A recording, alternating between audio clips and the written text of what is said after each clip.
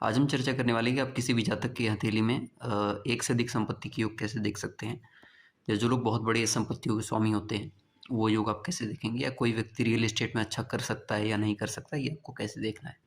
तो इसके लिए सबसे पहले आपको अपना मंगल पर्वत देखना पड़ेगा। मंगल कारक है आपकी प्रॉपर्टी का। तो अगर इस पर्वत पे एक स्क्वायर का निशान बनता है, ठीक है, तो ये एक से अधिक संपत्ति इंसान को देता है।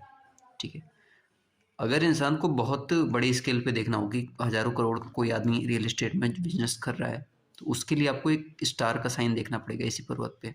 मैं आपको दिखाने का प्रयास करता हूँ। ठीक है, तो कुछ इस तरीके से स्टार बनता है मंगल पर्वत पे। तो ये ऐसा इंसान हज़ारों करोड़ के रियल एस्टेट का कारोबार कर सकता है। ठीक है, ये जितना इवनली या बराबर तरीके से बनेगा उतना ही बड़ा कारोबार होगा। एक ट्रायंगल भी है तो ये भी अच्छी खासी संपत्ति देता है। छोटे स्तर पे इंसान रियल एस्टेट का काम कर सकता है। ठीक है, स्क्वायर भी अच्छी खासी संपत्ति देता है, इस पे भी इंसान अच्छे खासे स्तर का काम कर सकता है।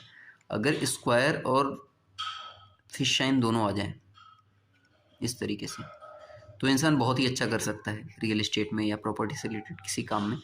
या इवन अगर इंसान कोई ऐसा काम करता है जैसे होटल का या फिर पीजी या कोई ऐसी जगह जहाँ लोग रहते हैं, रेंटेड अपार्टमेंट्स का, तो उसमें भी इंसान अच्छी सफलता पा सकता है अगर ये दोनों चीज़ें मंगल पर्वत में मिलते हैं तो। इसके अतिरिक्त शनि भी आपकी प्रॉपर्टी का कारक होता है, तो अगर शनि पर्वत पे भी स्क्वायर का निशान होता है तो ये भी प्रॉपर्टी देता ही है।